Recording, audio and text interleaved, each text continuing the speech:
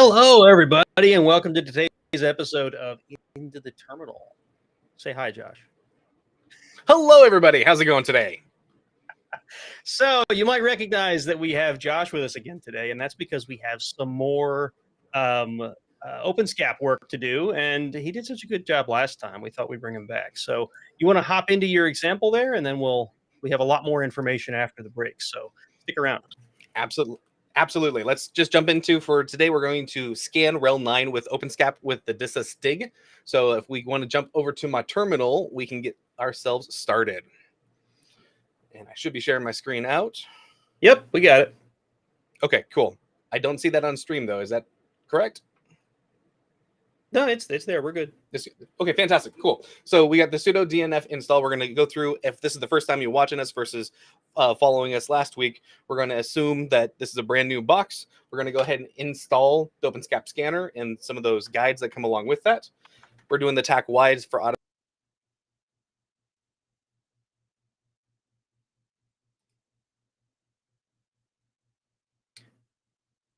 Hang on a second, folks. Here looks like we just lost Josh. We were talking about this just before the show started. Josh is having internet access problems today.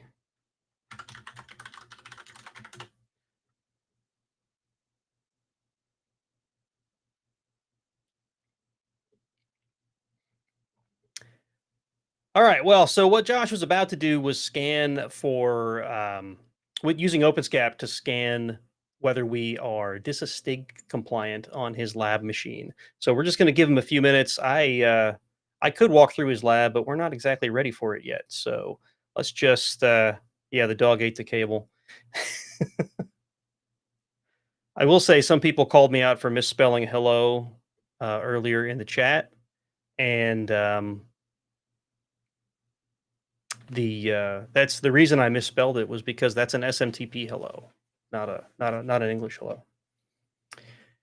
If you guys didn't catch our episode 2 weeks ago, we talked about CIS compliance through OpenSCAP, and that's live, and we can throw a link up in the chat and on the screen here if you want to go back and check that out too.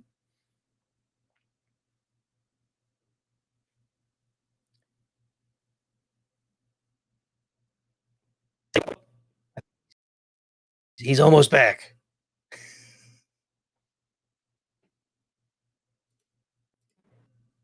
There we go. Welcome back, Josh. Woohoo! Okay, so I'm not sure where I cut off, so we'll go through and say hands off controls. No hands are on controls. We're good. Can you guys see my screen currently? You cut off like right as you started doing the scan. You just all of a sudden. Cool. So I can go back from the top. That's great. So I apologize for. Perfect. Sorry, folks, as long as you can... we should be good now. Did you switch to more stable internet? No, I'm still on the same. So hopefully we're okay. Let me know otherwise. Let's hope for the best. Go work quickly. How's that sound? I can do that. So we're going through and installing the RHEL 9 STIG. That's what we went through and did. We went through and then did an initial scan of the system as well to be able to say what percentage is our machine already hardened out of the box. Now, next step is we're going to use this program called Links, which is an in-terminal browser. This is how we're going to take a look at this report. We're exporting it as an HTML file. So here's we named it RHEL 9 report. And if we scroll down on this, if we scroll down, we can see the percentage is 47% hardened for the RHEL 9 STIG. So I think we can go through and do better than that. Let's go ahead and get out of this terminal here. We're going to hit clear. And let's go ahead now. 47%. We can always do. Come on. Yeah, right. So in this case, the difference is we're now going to use the OpenSCAP and tell it to TAC remediate. So we're saying we're using the exact same thing that we just did for scanning to find out where we're currently at, and now we're going to harden it. This will take a minute or two for it to go through. So hopefully I'm not talking to dead air this time. Nope, we're good. Fantastic. Like, we got interactions, right? This is fine. So when we go through and do this, while we're getting a couple of the passes and fails before, we're going to talk more about the DISA STIG, to where this is not the end all be all. This is just one step in helping you become more compliant with the DISA STIG. So we'll talk more about that after the break. Absolutely. And in a minute, you should start seeing like fixed or changed coming up in the results section here shortly.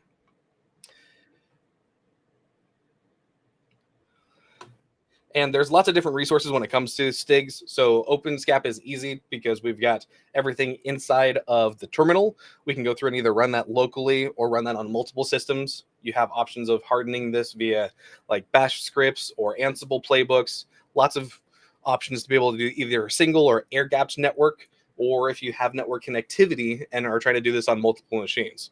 So typically, you're trying to find out what your current system status is. If you need to harden via STIG, there's also the ability for you to install it from the start and do like partitioning in some things. So here comes the starting remediation. This will kick off. It'll take a minute here to install. Like installing aid is one of the very first things that take a little bit. And we should let it just keep on going here, and we'll get it higher with the remediation this time around. But in this case, this is not going to go through and do your partitionings for your hard drive or for your SSD. So it's up to you to go through and install that at the very beginning of your fresh install of RHEL, versus this is saying, here's already an and harden it the best we can.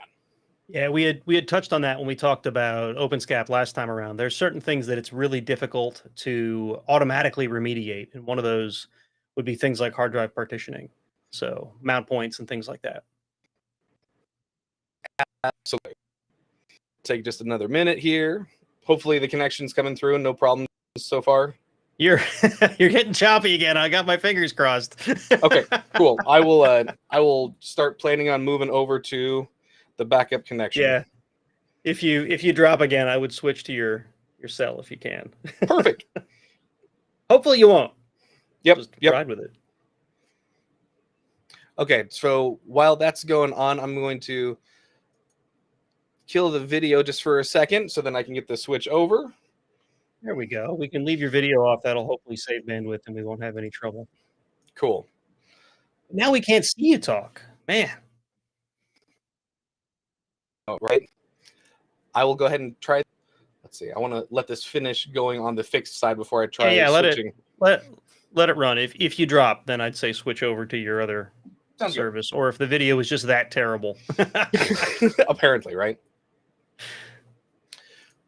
All right, so we can see how some of these are coming up with errors, i.e. like the aid and FIPS validation. That is something we can go through and we'll have to go through and do at the initial installation versus trying to do that post. It'll only take another minute here. Yep. This is what takes a while with any demo, right? We're waiting for it to do all the processing and stuff, and it's making a ton of changes, which is why this takes a while. Absolutely, right? So hardening takes a little bit, but it's less than 5 minutes for a machine that I've typically seen. So usually about a 2-minute time frame is more realistic. Now, if you're running like an Ansible playbook and doing this on a whole fleet, that's a whole different deal because it's reaching out to each one of those boxes. So, but aid, if you've not deep dove, is pretty awesome when it comes to all of the things that it can audit. File creation, modification, moving, you name it. It's pretty amazing. Yeah, aid's pretty cool. And that's AIDE. Yep. We need a progress bar. Why isn't there a progress bar? Come on.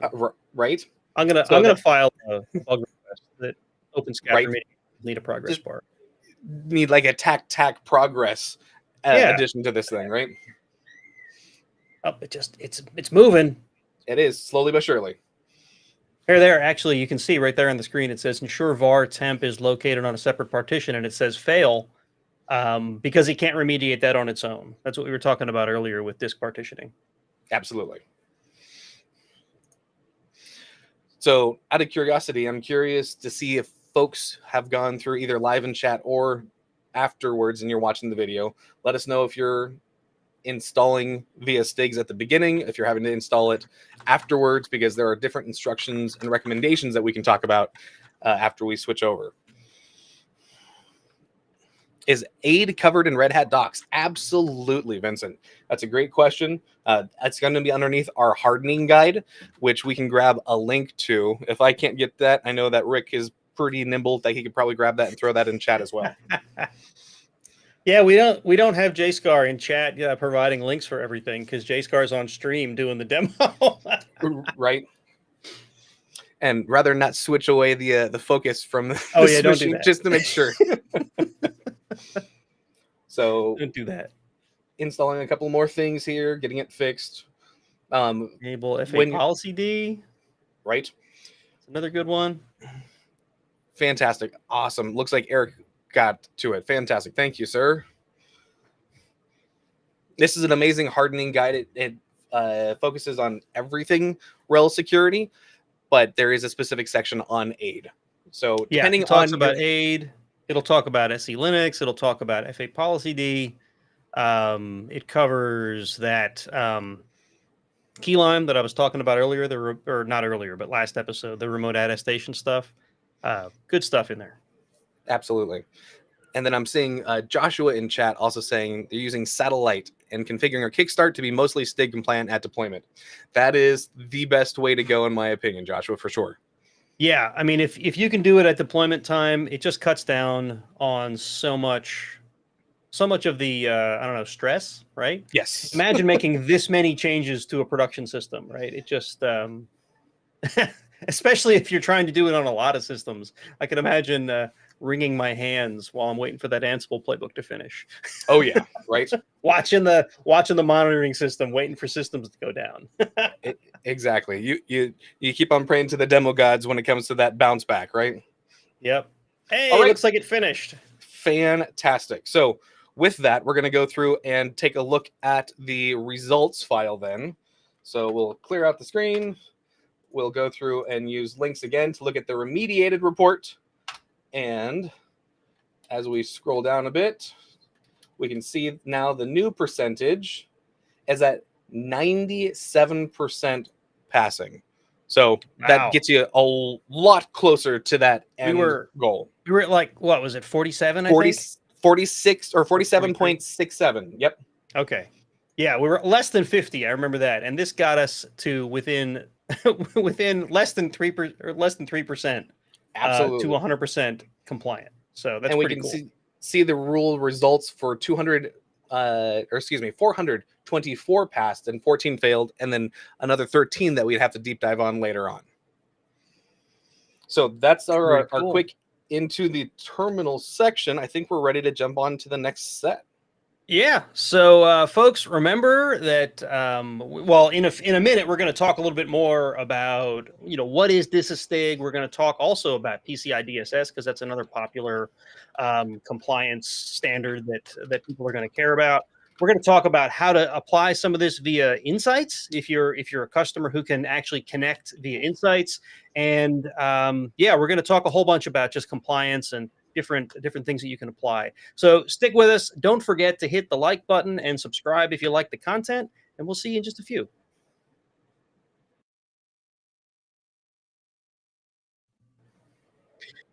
All right, so what I wanted to talk about first, and we're going to give Josh a minute to try to switch his connection over, so maybe he's a little more stable.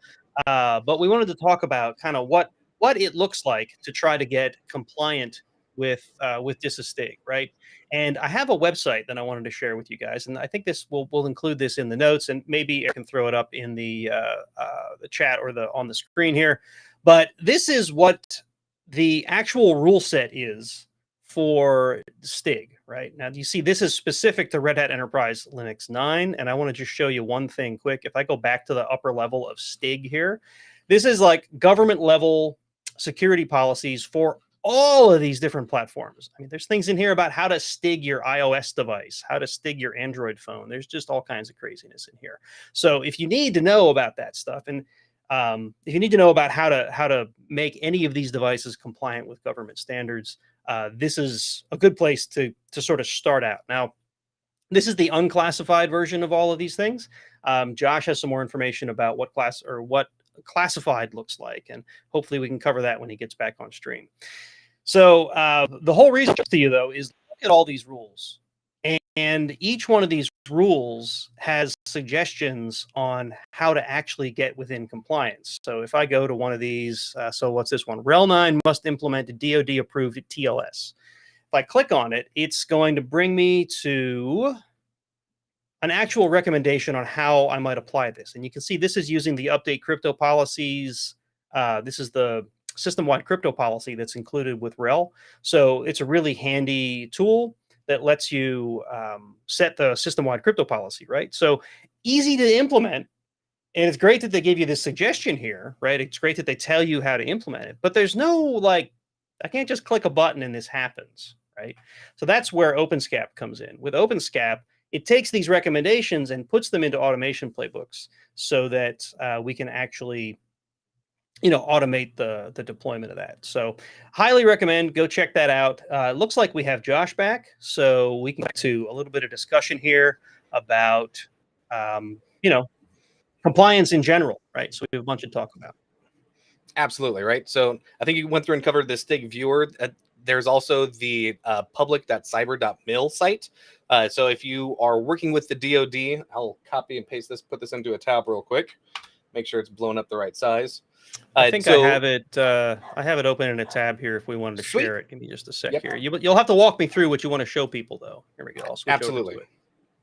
So yeah, here we are. Yeah, and I mentioned while you were gone about the unclassified label that was on the STIG viewer that I was just on, and I mentioned that you had more to talk about where it comes to classified.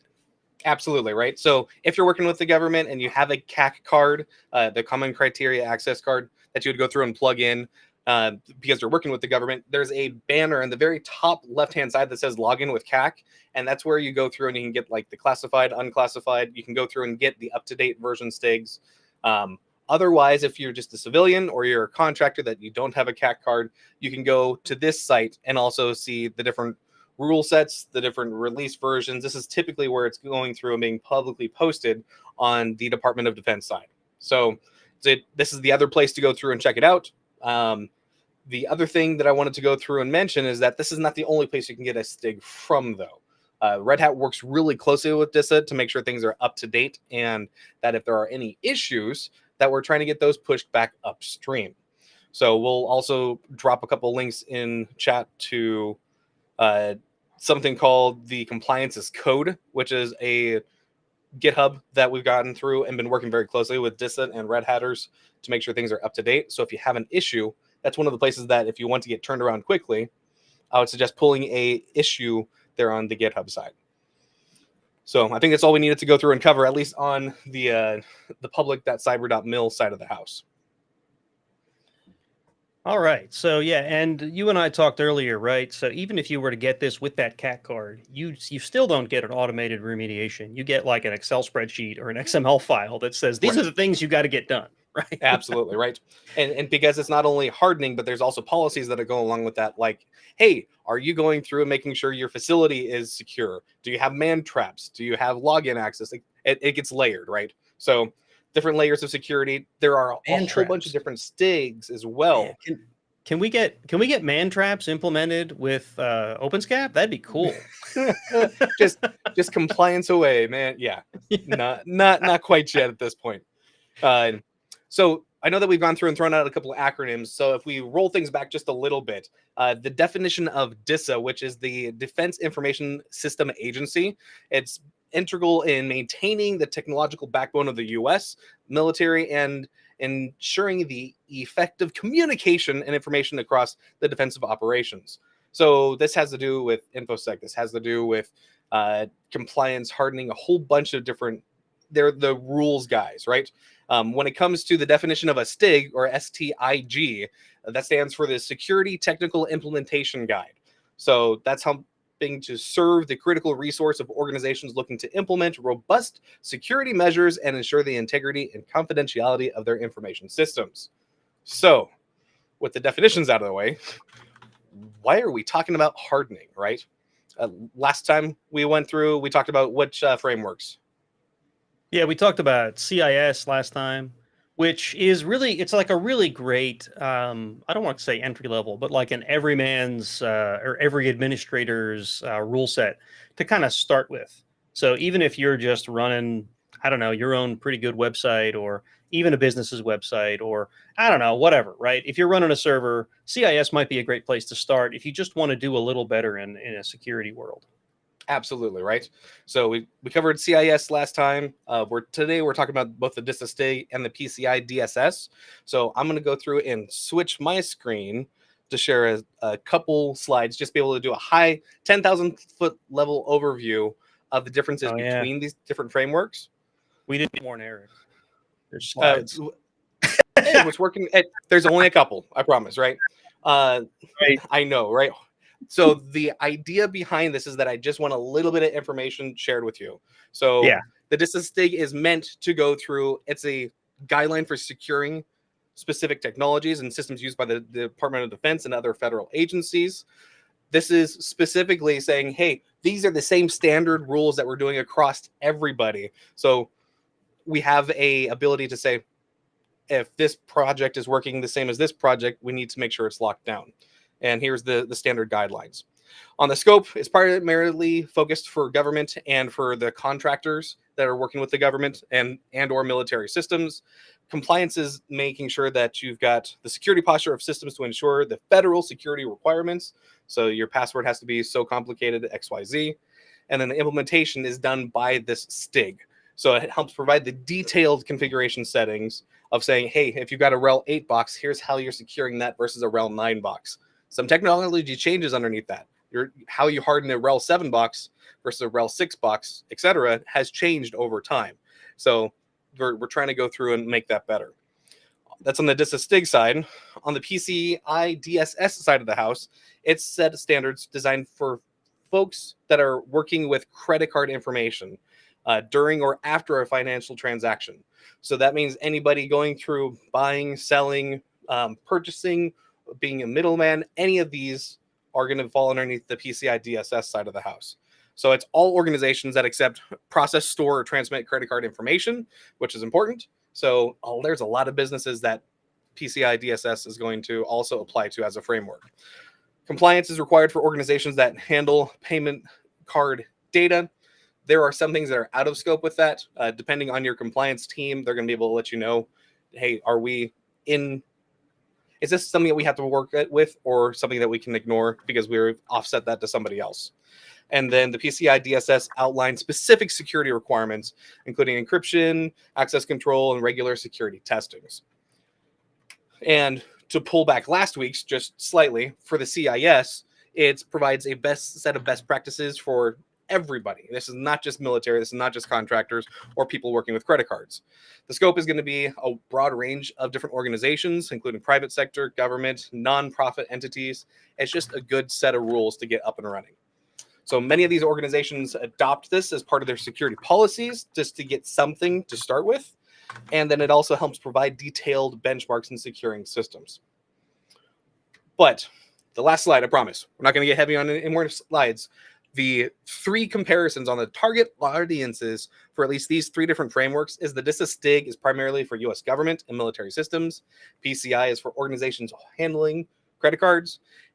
CIS is just a good rule or good practices that many people can go through and use. On the compliance requirements, both the STIG and PCI have mandatory compliance requirements that you have to meet.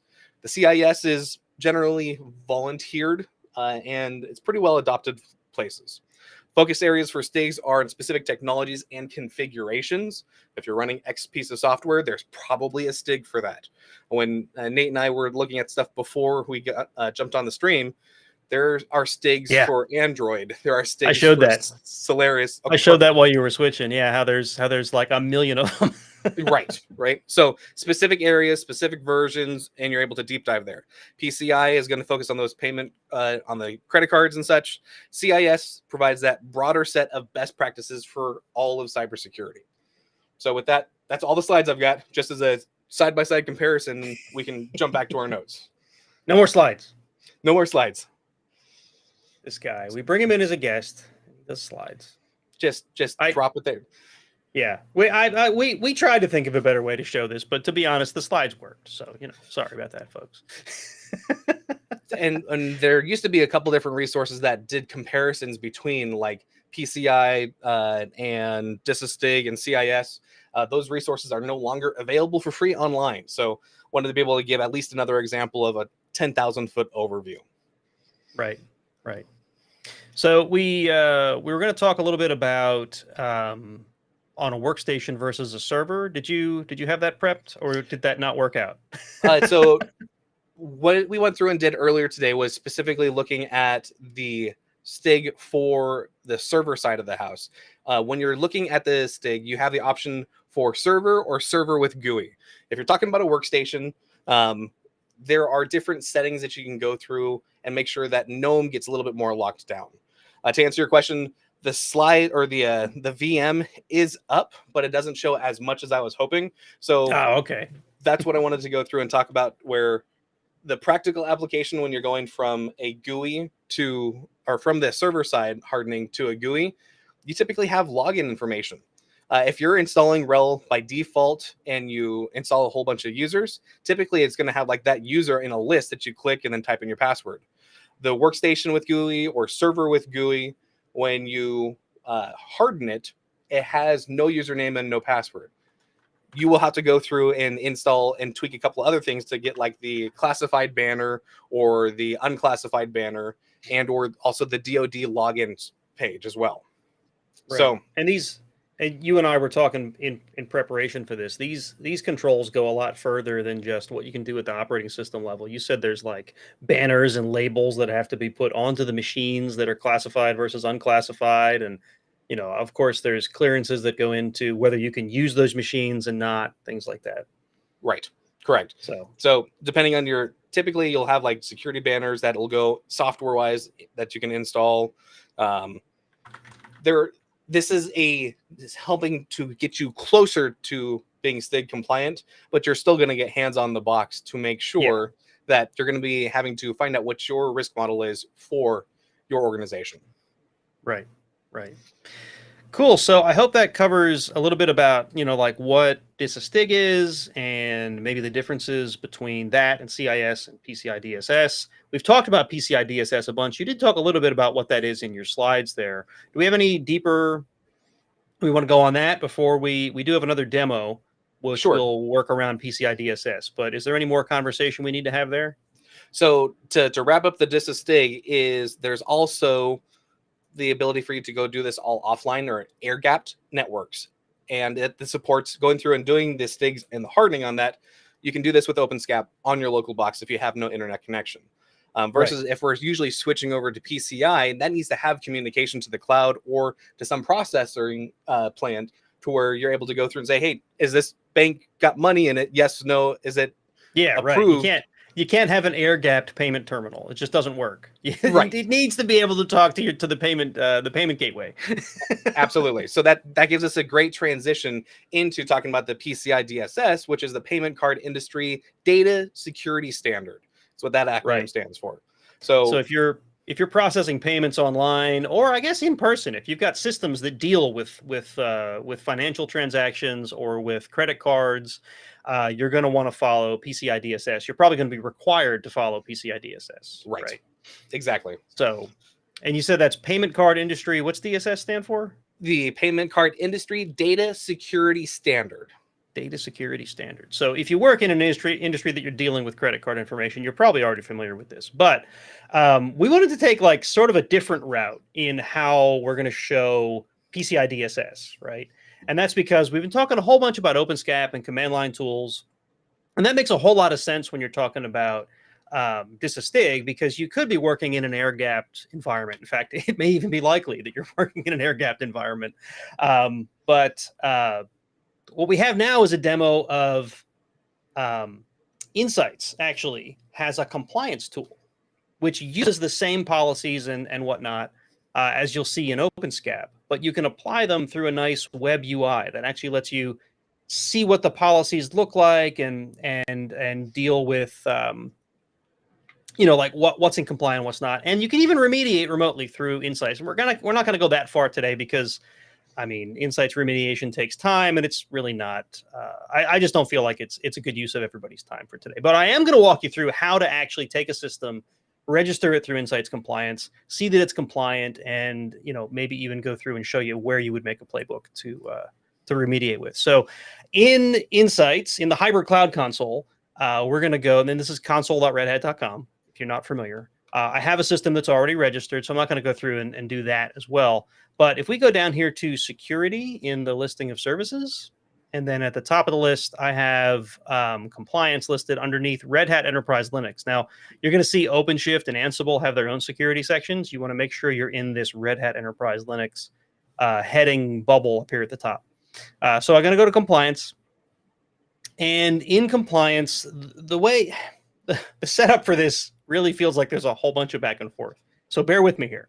The first thing you have to do is actually make a policy. And you're going to see here, I've already got a policy defined. If you wanted to make one, you would, through here, go to SCAP policies, and you'd click create a new policy. And basically what that's going to have you do is go through and say, what policy do I want to base my policy on? And do I want any exceptions to that policy? We've talked a whole lot about accepting risk and accepting that these particular things are out of scope for our particular use case. You can actually do that through the Insights Compliance UI here, which is really handy.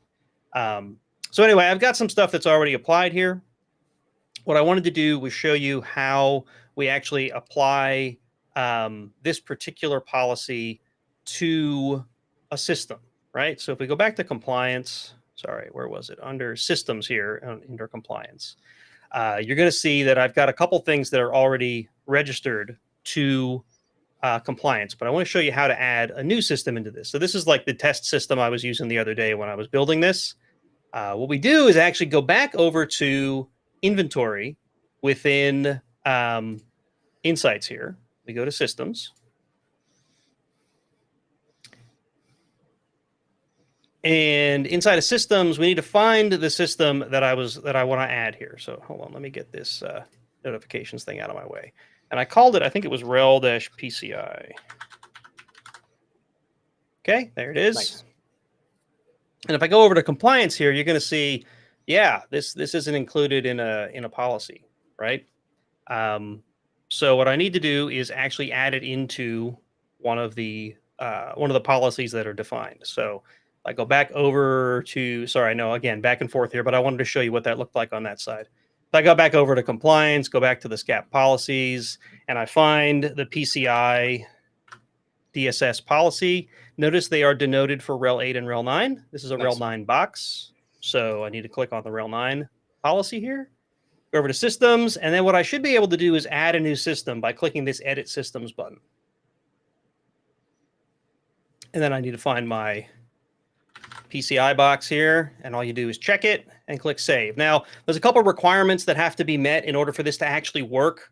The SCAP security guide has to be installed on the RHEL client, and the client has to be registered to Insights. Now, you could just use Insights clients to do that, or you can use RHC to do that. RHC will allow remote remediations where the Insights client doesn't always do that right out of the box, right? So 2 ways to get that done. Just, for your own information. Now, once we have it registered and we have it connected, right, we're going to see in systems here, it says, look, we've got RHEL PCI in here. But if I go back over to inventory, go to systems and find my PCI box again, I need to bookmark this or something so it's easier to get back to. You're going to see if I go over to compliance, it's like, where'd it go, Nate? What? It's like, whatever. Yeah, cool. There's no results though. We have to go back to the actual console of the system, or again, you could do this with automation or something. Let me just switch my tab here. And if we do Insights, Insights with an S, Insights client -- compliance. What this is going to do is this will run automatically, right? So if you registered it and then just leave, eventually it will run this on its own, roughly every 24 hours. And then you'll get a report. Obviously, for the sake of this demo, I'm not going to make you all wait on live stream for 24 hours. So I'm going to force it to run. And this is how you do that. Insights client -- compliance. And what this does is it runs the Insights client.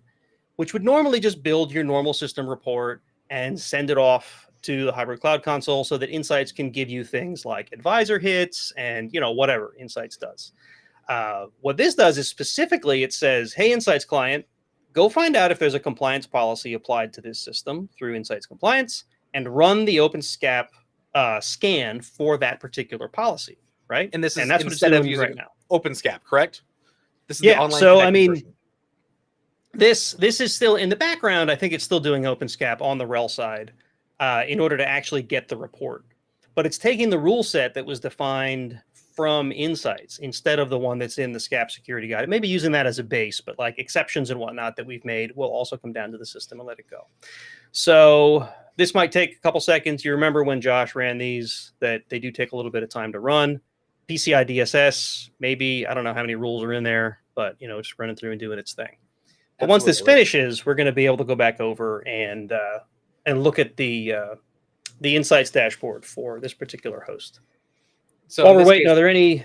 Sorry, go ahead, Josh. I was going to say that in this case, that means that if you've got online connected systems, you could not only be doing this to one, but to a bunch. So if there's a group or a certain business unit that all has to have a certain compliance, or your dev test prod, this is a way for you to online connected via Insights get to do this versus doing it individually or an offline disconnected session. Right. So basically, these are all the systems I care about that touch anything payment wise. I need to make them all PCI DSS compliant, get them all set up with Insights, add them all to the compliance policy. And then, the next time the automated check-in runs, it'll scan them and it'll report back to you. You don't have to go and run it. Now, you could push it out. You could say, hey, everybody run Insights compliance. But, or they run the Insights client, that is. So, and the most important thing at this point is that we're starting to continually monitor our situation to where the positive of doing the Insight side of the house is that this is going to run every day and check back versus the OpenSCAP is you're pushing saying, go check it. So in this place, this is getting you closer to that real-time monitoring. Right. Okay. So the Insights client finally finished. If we can bring that back into focus, basically what it did is it just basically said, yep, we're done. And it uploaded the report to Insights. It doesn't give me any other output because it doesn't need to. Because this isn't where I look for the output. Where I look for the output is back over here on the Insights dashboard. Now you see, still says nothing. Let me see if I can get it to refresh just by switching tabs. It does. Look at that. Nice. So here we are. We have a report. It tells us PCI DSS 3.2.1 control baseline for Red Hat Enterprise Linux 9 not compliant.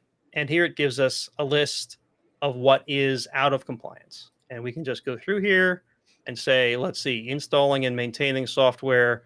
I don't know, system and software integrity. It's probably going to take me into integrity checking with AID or something. Yeah, here we go. Look at this. Here's AID that Josh talked about earlier. Now you can see here that there's checkboxes next to all these things, right? Why are there checkboxes, Josh? Why do you think? Why do you think there's checkboxes? I'm seeing on the far side where it says remediation, and some of those have a playbook. Yeah. So the cool thing is I can actually go up to the top level here and say, like all those system settings, yes, I want to remediate those. You just check the whole thing and go click on the remediate button. And then this is where you would generate a playbook. And then if you have your systems configured such that Insights is allowed to do remote execution, it can execute the playbook against your systems. Or if you don't want to do it that way, it'll give you an Ansible playbook that you could then run on the systems yourself. So and then, of course, what that would do is get you closer to compliance in the same way that OpenSCAP did it in the automated fashion that Josh showed in the critical path. So I'm not going to go through and do that because I think you guys understand how that works. Now, if there are other subjects or deep divings that you want to go through and see in the future into the terminals, we'd love to hear your feedback on that, whether you're watching live or if you're going through and watching it after the live recording. Put a comment below. Let us know if there's a deep dive area that you have questions on. Yeah, the other quick thing here is, let's see. Let's find PCI again here. I think, come on, search for the thing. Get the little thing out of my way. There we go. We're going to take the RHEL 9 compliance policy. And I think in here, in here is where we can modify rules, right? Super nice. I don't know, sudo, is this it? Can we, I I didn't plan this in the demo, but I think there's a way that through here you can do things like change the severity and whatnot for these different rules. But Right. yeah, sorry, I didn't prep a demo for that. I was hoping I could just do it quick, but never mind. Awesome. All right, so I don't know. Did we get any questions? I don't see anything new in the chat. I don't see anything new in the chat There's either. anything So new.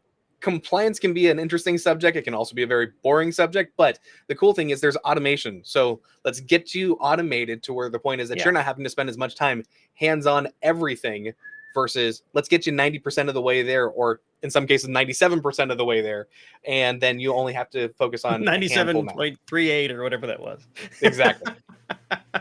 So yeah, this is definitely, it takes something that can be a real burden for either for the administration team or the information security team at an organization, and just makes it that much easier for you. And that's a win, right? Especially since there's so many ways you can get it done.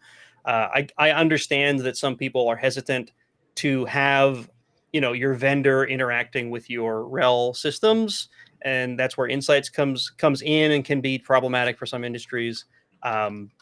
Even though we have lots of security and compliance around Insights itself. However, we give you the OpenSCAP tooling that you can do it yourself locally.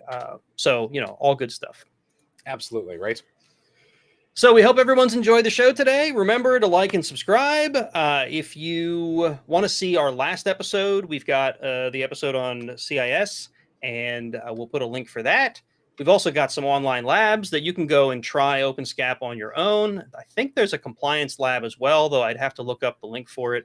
Maybe we'll try to get that into the description of the show so people can go find that. And yeah, I think that's all the things. Got any final words there?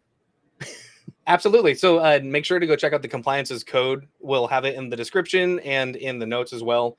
And that gives you the up-to-date whenever we're going through changing, adding things, or improving different areas of the STIG. So like there are some situations where a grub password or something down those lines needs to be updated as an example.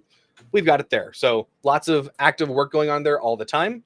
And I think that closes out what I needed to do today. Awesome. Well, everyone have a great one. We'll catch you next time. Thanks all.